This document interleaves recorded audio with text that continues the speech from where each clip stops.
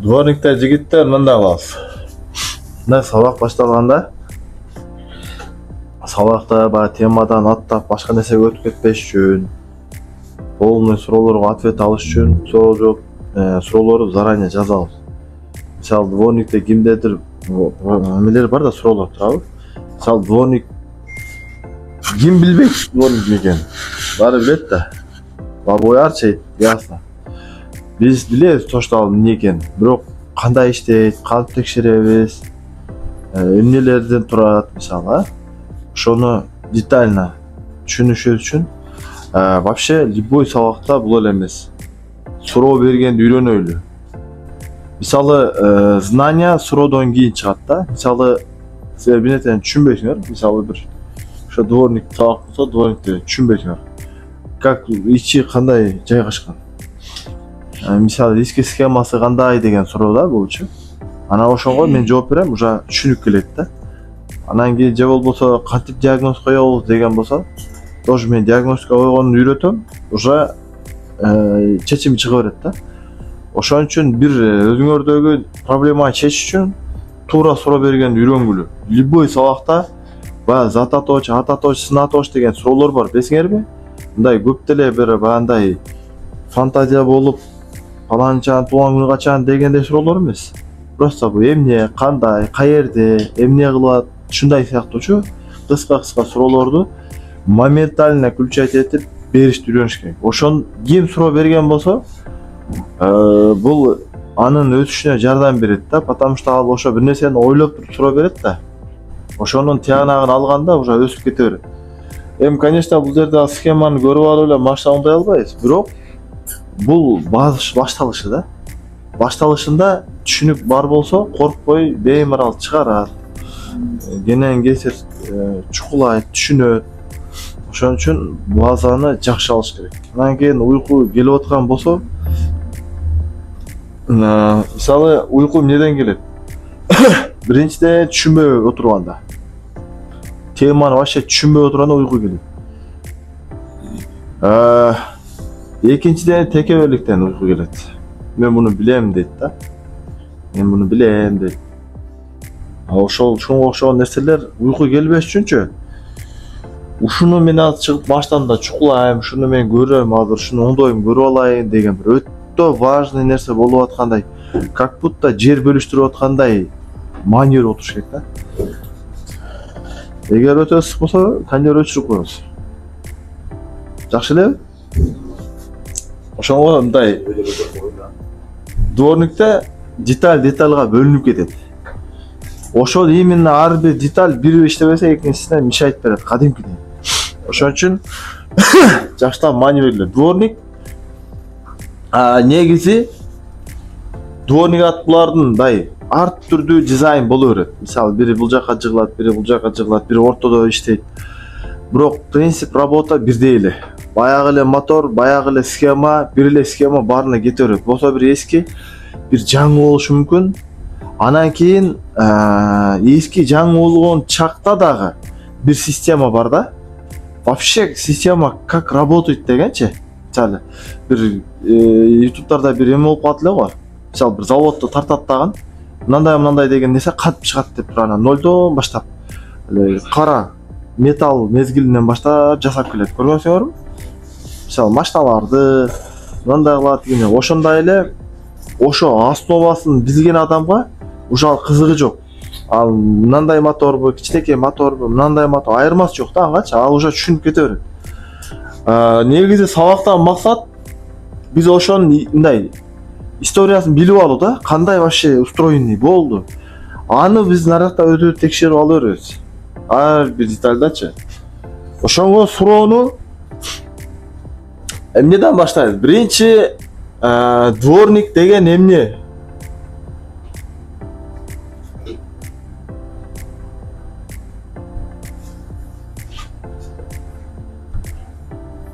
Бул биринчи суроо. Экинчи, кандай иштетебиз?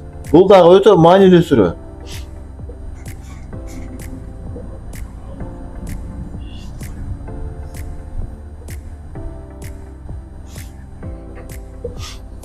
Үчүнчү,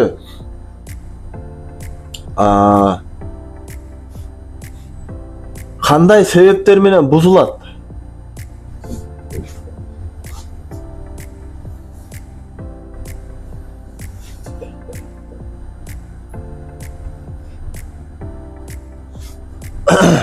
Дворник деген эмне? Давай ушул жерге схемасын кошуп коебуз. Кандай себептер менен бузулат? Кантип текшеребиз?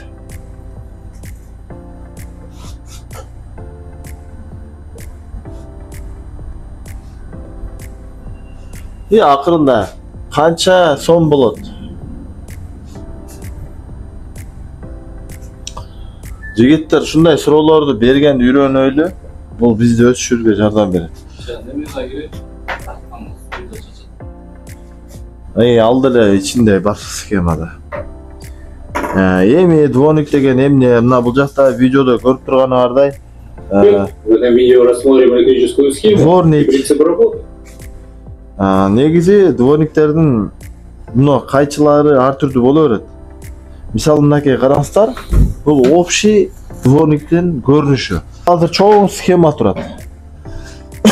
Бул чоң схеманы биринчи караганда адам түшүнбөйт. Мунучу эми мен силерге азыр деталь түшүндүрүп берем. Бул эски машиналардын дворниктин схемасы. Бирок эски болгону менен буну эгер принцип работасын түшүнсөк, жаңы болгону бир зымдары башкача болуп монтаж болуп калышы мүмкүн. Иштеш принцип работа бирдей. Нолдон баштап кетет. Вообще дворник кандай иштейт, канча частьтан турат, кандай жайгашкан, кандай запчастьтар бар, кеттик. Мына биринчи мынакей лобовойдон баштайбыз. Лобовой. Бул болсо мынакей эки кайчы, эки баягы тазалай турган щеткаларды кармаган, Анан уже эки көгөрүп турган нерсе, жана мына кызыл, бул ички механизм. Уже бул көзгө көрүнбөйт ичинде. Эми байкасаңар, экөөнү бир механизм, эки механизм туруп, экөөнү бир бириктирип атат, Чтобы экөөнү бир эле кыймыл менен башкарыш үчүн. Бул ушул өзү аталышы механизм. Анан ошол эле механизм келип моторго каткан болот. Бул жерде мотор чоңойтулган, себеби түшүнүктүү болуш үчүн. Негизи мотор кичинекей. Бул моторду дагы өз ара экиге бөлүнүп кетет. Бири редукторный часть. Редукторный часть деген билесиз, редуктор деген сөз вообще чоң кыймылды кичинекей кылат, же кичинекей кыймыл чоң кылат. Мисалы бизде бул жерде чоң кыймылды кичинекей, бирок күчтүү кылыш үчүн коюлган максаты. Экинчи кызмат да бар, бул жерде контакттарды кошуп үзүп турат. Ал түшүндүрүп берем. Бул редукторный части, бул болсо моторный отсеги. Моторный отсеги обычный моторлор кандай болсо ошондой эле устроенный. Бул жакта якоры, эки магнитный полясы, плюсовой, минусовой, эки щетка. Бул жерде термопредохранитель, температурный предохранитель. Андан кийин бул жер гитара. Гитара дегенибиз именно бир дворникти жагып өчүргөн жери бар го. Но бул жер именно гитара часть. Гитарада эмне гром болуп турган нерсе, гитаранын ичи. Бул контакттар болсо, гитаранын ичиндеги контакттар. Бул так, дворниктин ичи. Бул болсо именно көк болуп турган жер. Биринчи положение реле, устроенный реле. Бул болсо замок зажигания, предохранитель, аккумулятор. Бул жерде омывательдин насосу, мындай айтканда, сууну качать этип чачкан насос, моторчик. Асты насос устроенный. Бул айланганда бул жерден суу алып, бул жака суу чачат. Лобойго чачат, точнее говоря. Эмнеден баштайбыз? Биринчи баштаганыбыз эле азыр мына схемалар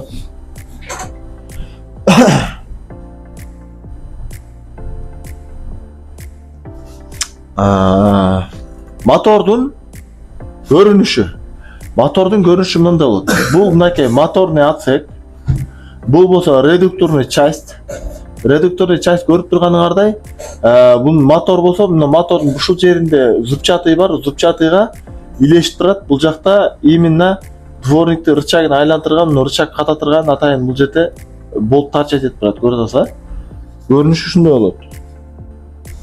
Бул болсо механизм. Механизм көрүп турганыңардай мына бул механизм. Мотору ортого катат дагы экөөнү бирдей иштетет. Эмне болсо именно мына кайчы каткан жерлери. Бул ичинде турат да, көрүнбөйт. Бул болсо мына общий рамасы. Ана ошо рамага эле мына мотор катат. Мотор мындай кичинекей эле болот, чем механизмге салыштырмалуу. Бул болсо дворниктин көрүнүшү. Дворник дегенде билебиз, управление кылган. Бул болсо термопредохранительдин көрүнүшү. Могул жерде турган термопредохранитель. Бул механический экен. Ысыганда мына көтөрүлүп калат, музаганда кайра түшүп кошот. Ар түрдүү боло берет, негизи принцип работасы бирдей эле.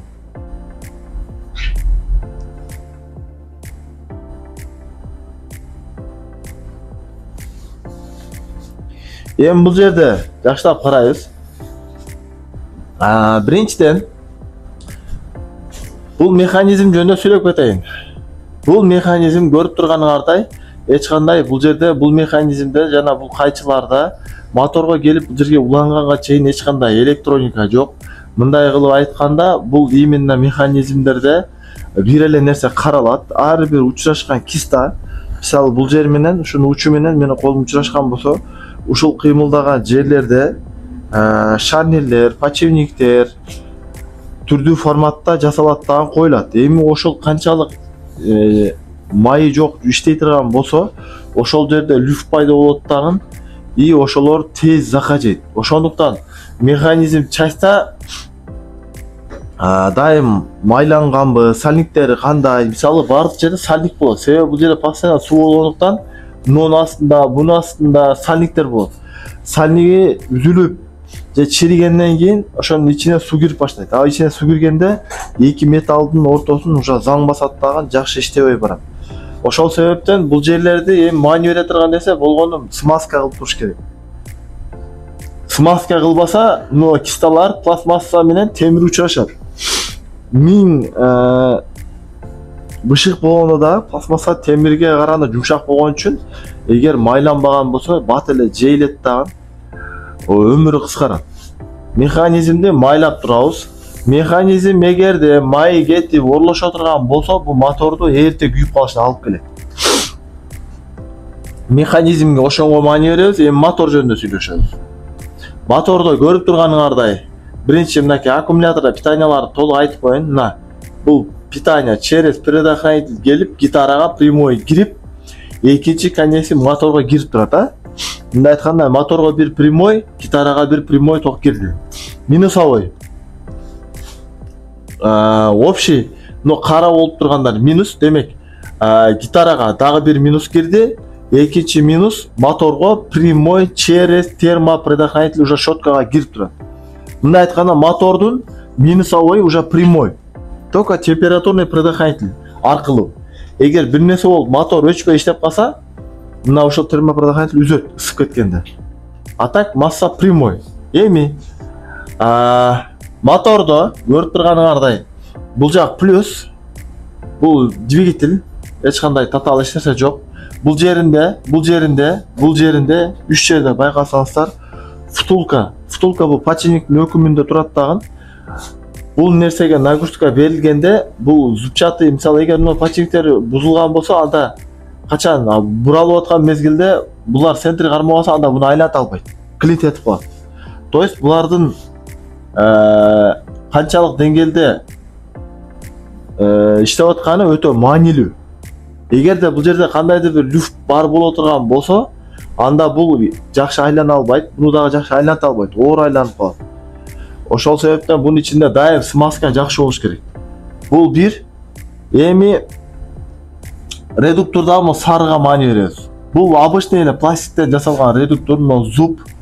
Мына кичинекей нерсе мотор айланганда бул бат айланат, бул болсо ошонун айланышына карап акырын айлана берет. Мунун күчү менен айланат. Эми ушул айланган нерседе мына жаткызылган, мындай айтканда жезден жасалган дорожка. Именно могу сары болуп турган жер бул жезден жасалган контакт. Мындай айтканда, ошол жерде азыр мына контакттар турат 1, 2, 3. Данный время эгерде мына кичине айланса, мына сары жезге туруп калса экөө, демек экөөнү бири-бирине улайт да, мына контактча. Эми бунун максаты, мына контакттын максаты моторду бир айлантырып, экинчи жерге келгенде бир круг кылганын сезүү, же болбосо силер моторуңар бир иштегенде эле уже өзү иштеп, кайра өзүнүн ордуна келип өчүшү үчүн керек. Бул жечи. Аны мен азыр ток маселесинде түшүндүрүп берем, бул өтө маанилүү.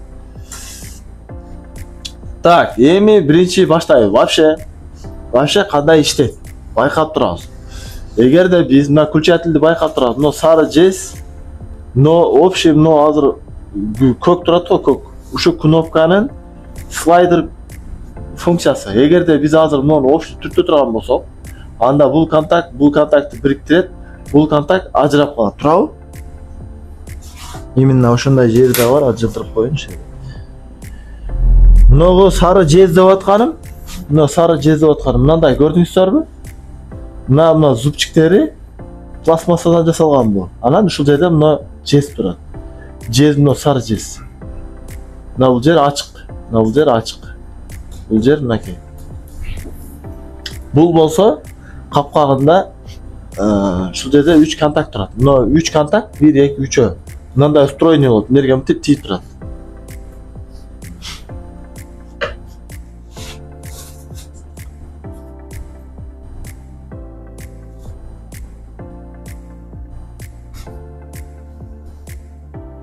Мынакей. Контакт кошкондо мына. Контакт кошто. Демек, биз гитара аркылуу кошконубузда мына плюс постоянный сары контактка ток келди дагы щеткага тийди. Уже мотор иштеп баштады. Эми туугандар, иштеп баштаган мезгилде эле биз буну кайра акка кылып койдук. То есть мотор бир айланды, но дорожка жылды. Мисалы мындай болду.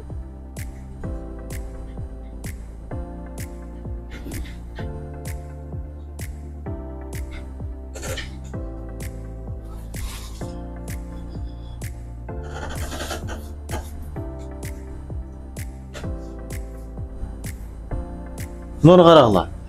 Мисалы бая мынга бир контакт бергенибизде мотор айланды дагы, айланган мезгилде мына мотор иштегенден кийин мына дорожка жылып кетет ордуна, туурабы? Жылганда байкайбыз. Азыр бул жерде турчу эле, мына үчөө. Эми жылганда карагыла, мына плюс менен мына биригип калды, туурабы? А бунда постоянно плюс бар эле.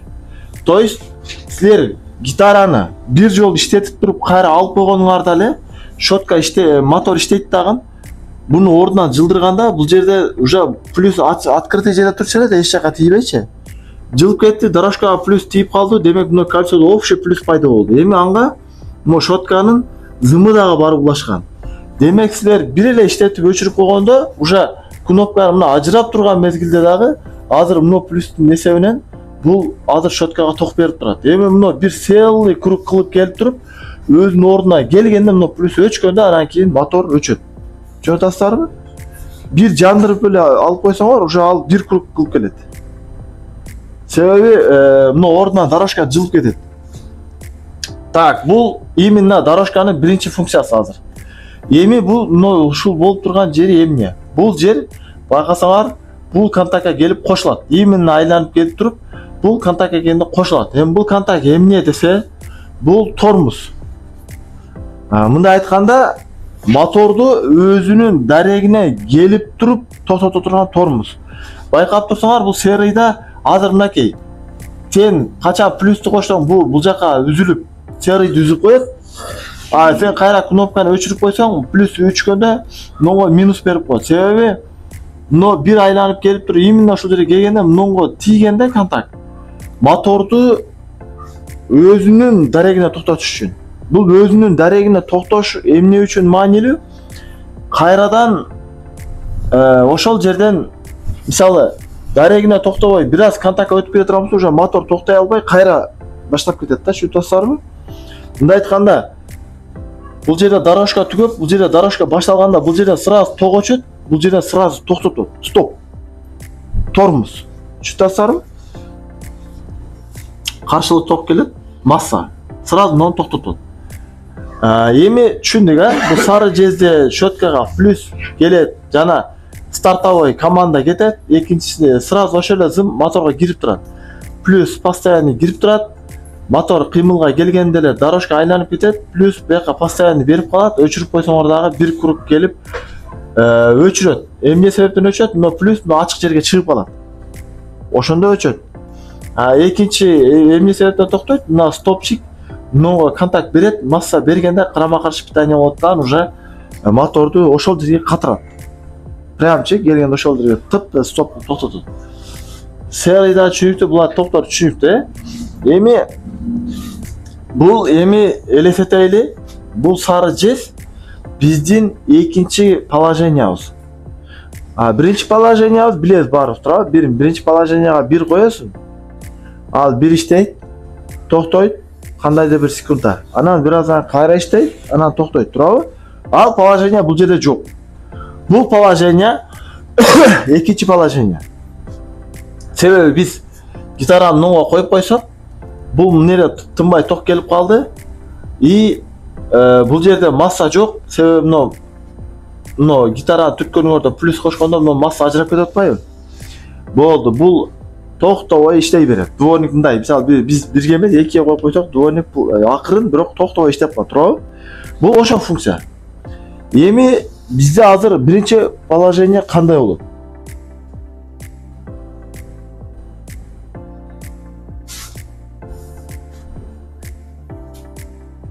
Бул биздин биринчи положение. Эми байкайбыз, муну сарынын астына бир зым пайда болду. Көрдүңүздөрбү? Эми азыр гитараны аркараак тартсак, bundan да ажырайт. Эге азыр биринчи положение кошулуп турган кези. Биринчи положение кошулганда туугандар маани беребиз. Бул контактты кошуп атат, экинчиден мына кара контактты кошуп атат. Көрүп атабыз, Демек, бул кызыл зымна плюс келди. Келди дагы бул жерде постоянка плюс турат. Жана сразу адмоткага. Но массадагы сразу, то есть азыр уже кнопканы кошту. Но эки контактка плюс минус келип атат, туурабы? Но контактта мындай келди дагы плюс келип атат. Бул именно релени электромагнит полясы, мына электромагнит создавать эткенчи. Массадагы плюс дагы келди, демек реле кошту, туурабы? Азыр кошпой турат, бирок реле иштегенден кийин мына электромагнит пайда болот да, мына эки контакт байкайсыз эми. Плюс дагы келди, минус дагы келди, готовый турат. Бирок байкасаңыздар, экөөнүн ортосунда текстиль бар. То есть реле иштесе, плюсу да, массаны да экөөнү чогуу тартат. Бирок экөө бири-бирине контакт эткен жок. Ортосунда атайынан көк текстиль көрүп да. То есть бир реле плюсту, минусту да кыймылдатат, бирок экөө бири-бирине замыкание бербейт. Ошондо мынакей плюс бул контактка плюс берет, келет, сразу дагы баягы эле щеткага берет. Көрүп атасыздар, а минусовой ошо именно плюс кошулганда эмне болуп атат? Минус ажырап атат. Туурабы? Мисалы, биз биринчи положенияга койдук, реле иштеди. Келген ток келди, мындайдан өттү, щеткага келди. Бул баягыдай эле. Бир аз айлангандан кийин кайра өчүрүп койсоң деле бул бир круг келет. Ал круг маселеси ошол эле. Бирок сен биринчи положенияга койгондо реле кошту, реле кошуп бул жака питание берди. Бирок мына реленин өзүндө бир функция бар.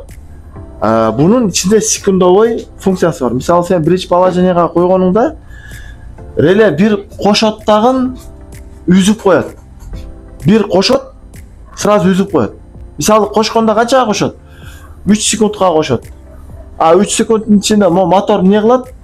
Ордунан кыймылдайт да, бул дорожканы уже ордунан жылдырып, туурабы?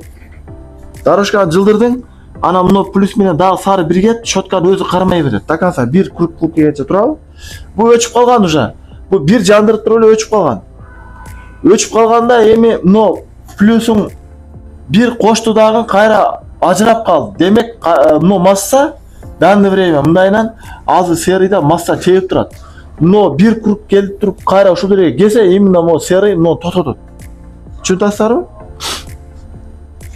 То есть Sen birinchi положениеге koyup koydun.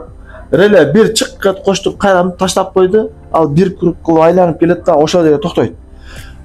5 sekund, 10 sekund ar rele arkıl al bu жерде bay gitar adamda sekundаны көбөйтө турган жерлер бар билесиздерби? Баат акырын 0 секундасын коюп коесуңар, мисалы 5 секундда bir иштесин десеңер, 5 секунддан кийин реле дагы bir чык коштуруп дагы bir кое берип коет.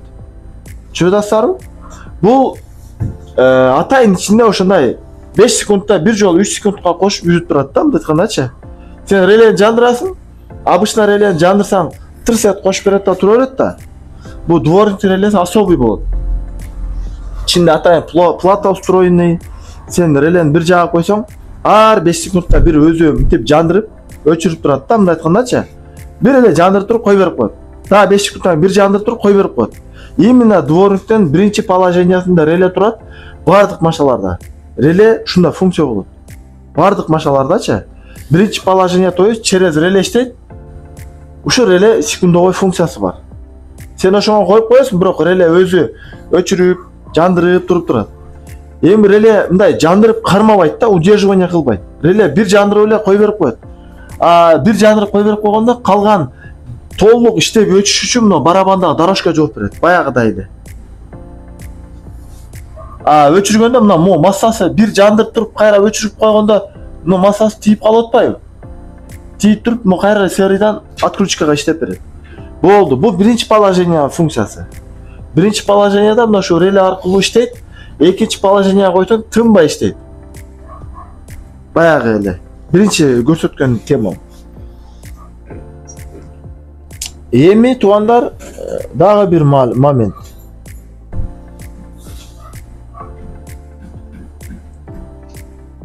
Так, бул экинчи схема, жаңы схема өтүп кетти. Эми мынандай туугандар. Эми мына ушул жерде Üçüncü положение кандай иштейт?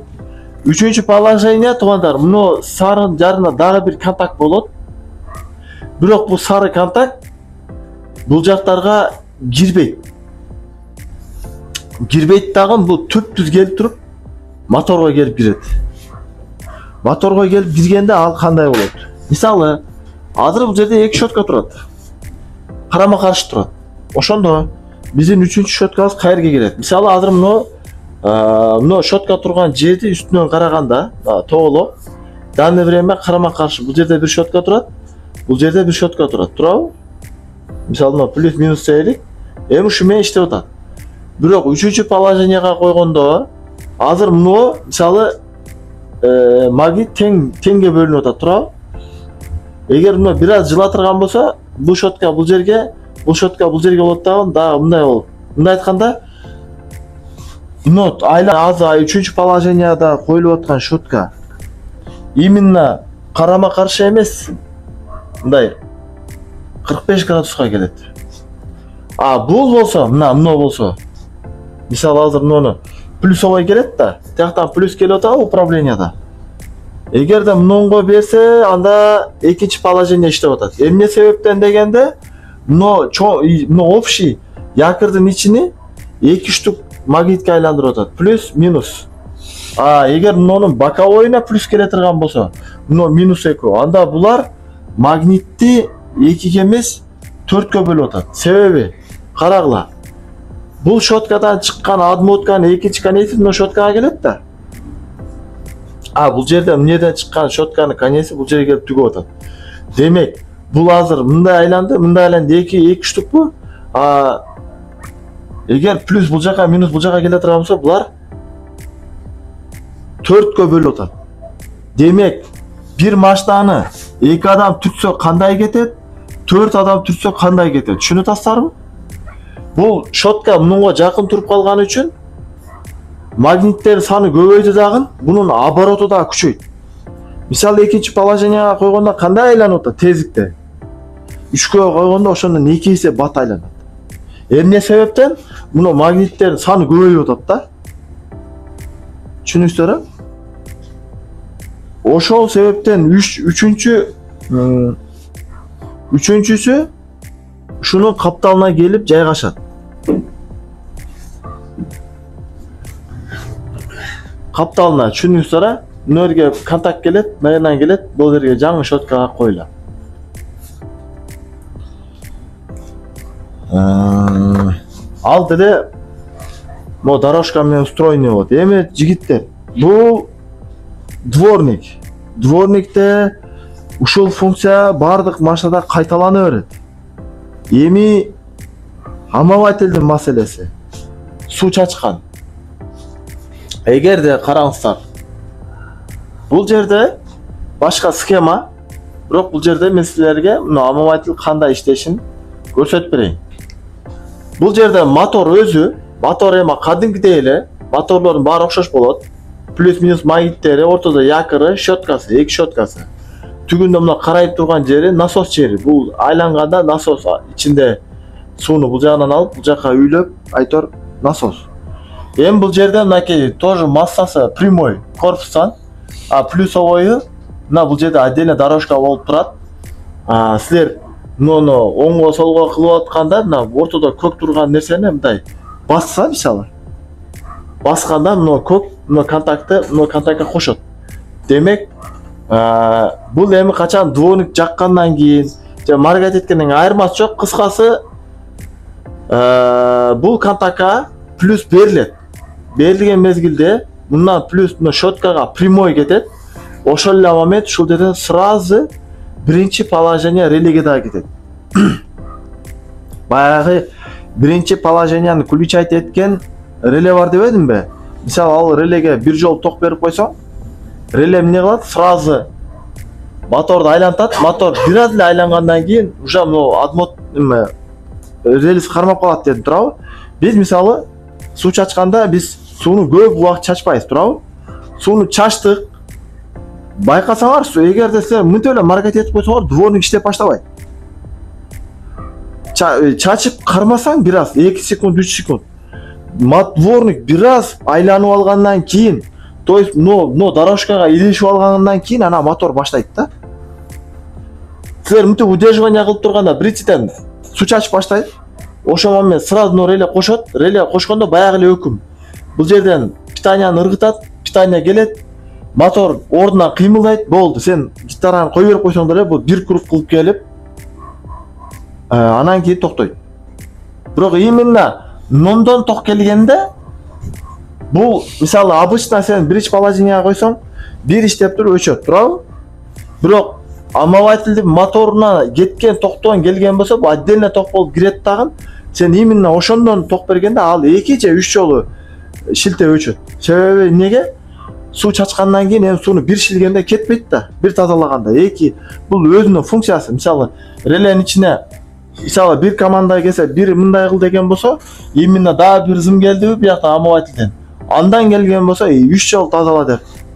Али секундасын көбөйтүп коет да, мындай айткандачы. Ал омователь иштеген мезгилдеги дворниктин иштеши мына биринчи положенияда реле менен чогуу болот. То есть ошо омовательге сен чачканыңда, омовательге дагы дворниктин биринчи положение релесине дагы ток келет. А биринчи положенияда реле, биринчи положение кандай иштеди, ошондой эле иштеп берет, болгон саныны көбөйтүп коет. Бул система полный машинада бирдей болот. Мына карагыла, биринчи мен түшүндүрүүгө караганда мына схема өзгөрүп кетти, туурабы? Бирок туугандар, бул өзгөрө берет. Мынакей азыр мурда плюсовой бул жака кирип тура беле, дагы эле кирип турат, көрдүңөрбү? Минусовой бул жака кирип тура беле, дагы эле кирип турат. Но стопник мурда башка жакта турат, эми өзгөрдү. Бул туугандар өзгөрө берет. Бирок бунун баягы иштеш принцип работа өзгөрбөйт. Мисалы бир постоянка плюс кирип турат, мотордун дагы бир контагы мурда бул жака кирип турчу эле, эми через гитара болуп калды. Бирок баягы эле система. Бул жака бир ток берип койсоң, бир айлангандан кийин гитарадан кармайт. Мындай айтканда, жаңы машина болобу, эски машина болобу, ход 66-жылкы, бирок азыр 25-жылкы ички система бирдей эле болот. Түшүндүңүздарбы? Башка жаңы система ойлоп табылган эмес. Но биринчи положенияга реле, экинчи положенияга мына 2 щетка менен, үчүнчү положенияга по-любому боковой щетка коюла берген да. Бул жайгаштырганда аркылуу кылып түшүндүрүп кое берет. Татал кылыпчы. Бирок принцип работа бирдей болуп кете берет. Ошон үчүн общий эле түшүнүп алыш керек. Мына бул жерде караңыздар. Бая мен силерге айтып берген. Мына биринчи положение, экинчи положение, бул үчүнчү положение. Мынга койгонуңарда мына плюс мына кыргытат. Мындай келди дагы мына щетка. Көрдүңөрбү? Мына щеткага эмес, башка щеткага келди. Бул щетка деген мына щетка да. Уже бул щеткага келгенден кийин бул обычный эле ошол эле ток. Мына мисалы мына сарыга эле берилип аткан ток болгону, мына электромагнит таланы уже санын көбөйтүп атат да. И ошонун эсебинен ана 3-чү положениеда басыштап атат. Себеби мисалы машинаны 2 адам талкайт этсе кыйыныраак турабы? Жайыраак кетет. 4 адам талкайт этсе уже жеңилирээк болот. Бул магнит да ошондой жигиттер. Мунун корпусунда баарыбыздын эсибизде бар, а? Бул жерде бир магнит бар, бул жерде бир магнит бар, турабы? Демек, эгер бул жерде магнит пайда болдубу? Бул жер минусовой магнит мисалы да. Экөө ушул жерден тебишет. Эми жигиттер мурда чоң конец болгондо бул магнит тебип келип кыйналган экинчи магнит. Мындай азыр магнит саны көбөйгөндө бул жерден уже тебилип баштап атканда бул тартып баштайт. То есть бир магниттин мындай айтайын. Мындай башка круг чийип туруп, бир магнит болсо, эми бул жерде магнит бар. Эгер мына магнит, мына экөө тебишип аткан болсо, мына эки магнит тартылып аткан болот. Түшүндүңөрбү? Мына менен тебишип аткан болсо, мына менен тартылып аткан болот.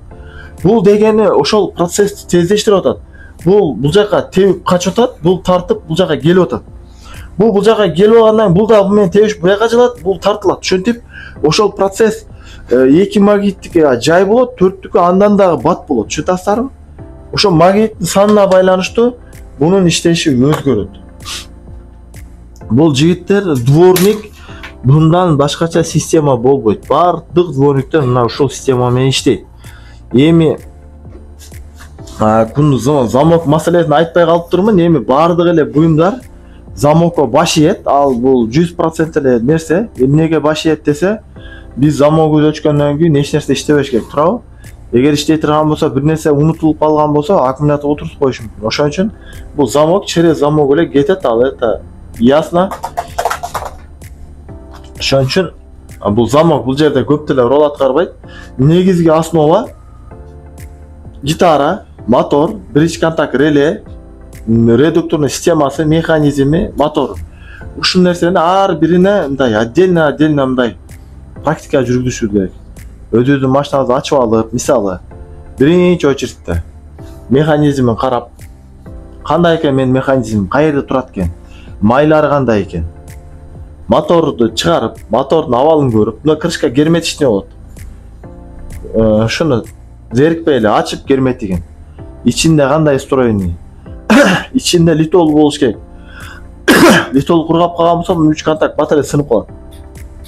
Литол май түгөнүп калган болсо, литолдорун жаңылап, бул дорожка мына шот, ана мына моторду ачып, щеткалар кандай, бул жерлеринде майлар барбы, термопродохранитель кир толуп, эме болуп кетсе дагы температура болгон мезгилде көп убакытка удерживание кылып калат. Ошо кир какаш толуп калган жокпу, ошолорду карап, кайра жабып, ана биринчи положениянын релесин табып, каерде турат меники.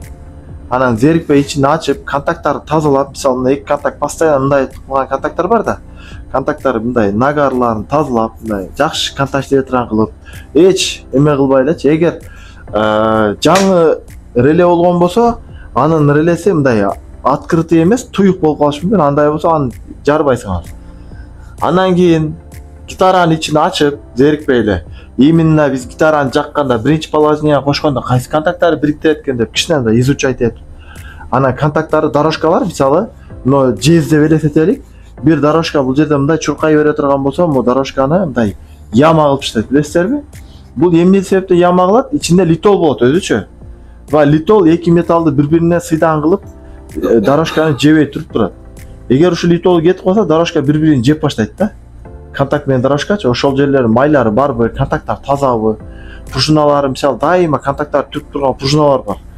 Дайыма түрүп тургандыктан ал былчыйып калат. Ошолор чоюп да мындай өзүнүн күчүнө келтирип дегендейчи. Ошолорун карап, кайра дворник чогултуп, анан именно биз суу чачканды иштеткенде кайсы контакт биригет, Түшүнүп атасызбы? Мына ушундай кылып изучать этиш керек. Анан ошол мына мотордун суу чачкан моторго кайсы контакттан ток кетет. Түшүнүп атасызбы? Мына ошолордун баарын изучать этишибиз керек. Качан өзүбүз бир көзүбүз менен көрүп, бир колубуз менен кармап, бир чыгарып, бир катырып, бир сыйра майлап, сайлап контакттарды тазалаганда анан бизге эсибизде калат.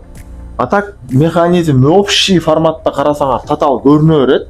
Бирок өзүңөр чачып туруп кайра жыйсаңар бул өтө оңой нерсеге айланып калат. Эгер бир эле системаны үйрөнүп алсаңар, анда бардык эле машинанын дворнигин шашпай жасай берсеңер болот. Анан бул схеманы Google'да деле турат. Мисалы дворник схема деп туруп, картинка, видео деген жерге кирсеңер, мына ушул видео турат. Бул платный сайт. Бул жакта 4-5 эле видео бар, дворник аркылуу бир эле видео бар. Ушул. Анан эски жана жаңы деп эки система койгон. Негизги эски система деле, жаңы система деле экөө бирдей эле иштейт. Болгону но зындарды ар жакка жылдырган. Экөөнү тең көрүп туруп машыксаңар боло берет, бирок именно машинанын ичинде башкача жайгашкан. Түшүнүп атасыздар? Бул дегени бул жерге плюс келиш керек, минус керек деген точно моторгочу. Бирок но гитарадан бул жака келет деген өзгөрүп кете берет. Потому что бирөөнүн гитарасы бул жагында, бирөөнүн гитарасы бул жагында. Түшүнүп атасыздар? Бирок принцип работа, негизги основаны түшүнүңүздөрбү? Ошол основа менен иштейт да система. Ошону түшүнүп алыш үчүн бул видеонун эскисинде, жаңысында көрүп коелу. Суроолор барбы? Именно ошол схема боюнча. Реле канча контакт болот? 3 контакт болот? Реле ошондой 2 положение реле болот да. 5 контакттуу реле плюс, минус жана плюс отдельно башкарат. Минуска дагы отдельно, плюска дагы отдельно. Экөө тең 5 контакт. Дворникте 2 релеси болот. Жок, дворникте бир эле реле болот. Бирок ошол реленин положение, 2 положение реле. Бирок плюска дагы, минуска дагы отдельно контакттар бар. 2 положение деген себеби плюска дагы иштейт. Мына 87, мына 30, мына 87А. Түшүндүрүп алдым? 2 положение деген өчүгүндө бир функция аткарып атат, жанганда экинчи функция аткарып атат. Бирок бул обычный баягы биз сабак өтүп жүргөндөгү реле болбойт. Чоң плата, то есть размери өзгөрүшү мүмкүн, чоң мындай болушу мүмкүн. Балким обычный реледей узун болушу мүмкүн. Бул обычный реле эмес. Уже дворник реле дегенден ичинде плата устроенный деген. Уже сен бир эле жандырып койсоң 5 секундта өзү иштеп, жанып өчүп тура турган реле. Атайын, бул мындай мисалы ремонт кылам десеңер, уже ичине запчасть таппайсыңар. Эгер релеге дол кетип иштебей кала турган болсо, калган положениялар иштей береби? Калган иштей берет. Потому что бул биринчи положенияга эле жооп берет. Анан именно ушул жерде дагы кыстырма, эсимен чыгып калды. Азыр бир машиналар бар го. Лобовойунда антидажда деген датчиги бар. Антидажда датчик тоже ушу биринчи положение релени иштетет да. Мисалы, нондон ток келген реле иштегенде эле антидажда коет да, ал сенсорный датчикте. Сенсорный датчикти алып келип туруп релеге улап коет. Сенсорный датчикте удар тийгенде сенсорный датчик команданы релеге жөнөтөт, реле иштете берет. Түшүнүп атасыздарбы? Биринчи положениени. Ал антидажда мындай өтө татаал система көрүнө берет. Андай деле ал жөнөкөй эле сенсор ударный датчиги. Лампочка баягы лобовойго суу келип түшкөндө именно. Ана биз ойлойбуз, лобовойдун бардык жерине суу түшкөндө лобовойдо бир функция окуйт. Жок. Именно задний вид жанында мындай бир кара датчик турат. Ошол датчикке гана суу тийсе иштейт. Түшүнүп атасыздарбы? Ошол сенсорный датчик болот да, ошо келип туруп, мына релеге туташкан болот. Ошол жерге суу куйсаң, уже дворник иштеп баштайт. Мындай айтканда, Положение иштете албайт да? жок, ал иштетет. Мына кээ-бирки жаңы машиналарда мына умный да. Ал дегени баягы сенсорный датчикке аз суу куюлса, сенсорный датчик командасы аз келет, мисалы. Бир иштеп өчтөйт. Тынбай куюлуп калса, токтобой иштейт. Түшүнүп атасыздарбы? Анан уже вообще шарактап куюлуп калса, анда катуураак иштейт. Бул дегени ал но релеге көбүрөөк функция берилген да просто. Ал ошол антидаждасы барлар, но релеси уже 2-3 положенияны башкара алат. То есть ошолорго туташкан. Ал баягы суунун деңгээлине жараша. Мисалы, директ тамчылап туруп өчүп калды эле, анда бир иштетип өчүрүп коет. Болду. Ана стул батына куюлуп туруп калды эле, анда өчүрбөй иштеп турат. А если вообще эле төгүп алды эле, анда 3-үчү положение коюп туруп болот. Бул негизи айтайынбы? Бул замена эле болот, потому что мен муну ичин ачып көргөм, запчасттар сатылбайт да. Мисалы, микроэлектроникалар, иә. Öyle işliyorsa birincisi işliyor. Birincisi işliyor. Түшүнүктүү болду? Дворник сагып ушу мен аяктадым.